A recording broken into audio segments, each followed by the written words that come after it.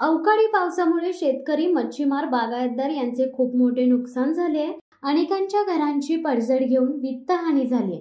सरकारने जिल्ह्यातील शेतकरी, मच्छीमार, बागायतदार तसेच नुकसानग्रस्तांच्या प्रश्नांकडे गांभीर्याने लक्ष देऊन त्यांना भरपाई द्यावी आणि तातडीने भरपाई देण्यासाठी पावले उचलण्यात यावी अशी मागणी शेकाप राज्य मीडिया सेलच्या अध्यक्ष तथा प्रवक्त्या चित्रलेखा पाटील व इतर पदाधिकाऱ्यांनी केली आहे। रायगड जिल्ह्यामध्ये मे महिन्याच्या शेवटच्या आठवड्यात अवकाळी पाऊस पडला। या पावसामुळे शेतकरी, बागायतदार व मच्छीमार यांचे खूप मोठे नुकसान झाले।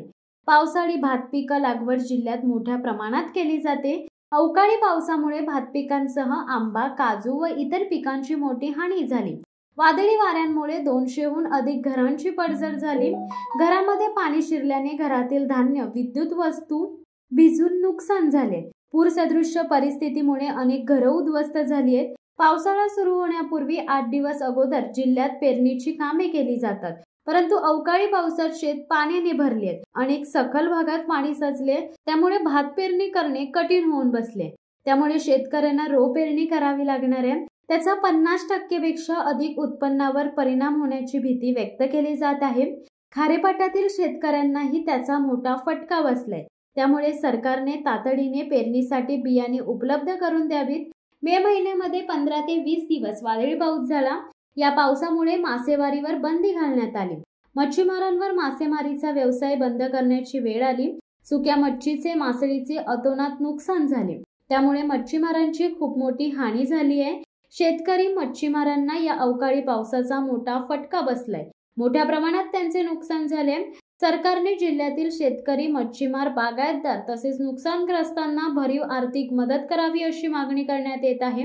तातडीने पंचनामे करून लवकरात लवकर भरपाई देण्यासाठी पावले उचलण्यात यावी असे शेकापच्या वतीने मागणी करण्यात येत आहे।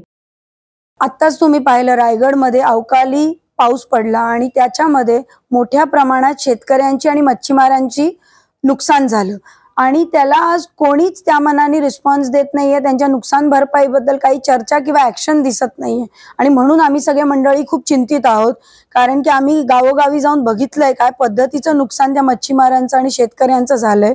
म्हणून आम्ही मीडियाच्या माध्यमातून आज पुन्हा एकदा शासनाला मागणी करतोय की या शेतकऱ्यांसाठी, मच्छीमारांसाठी लवकरात लवकर त्यांचे पंचनामे व्यवस्थित झाले पाहिजे, त्यांना योग्य ती नुकसान भरपाई मिळाली पाहिजे।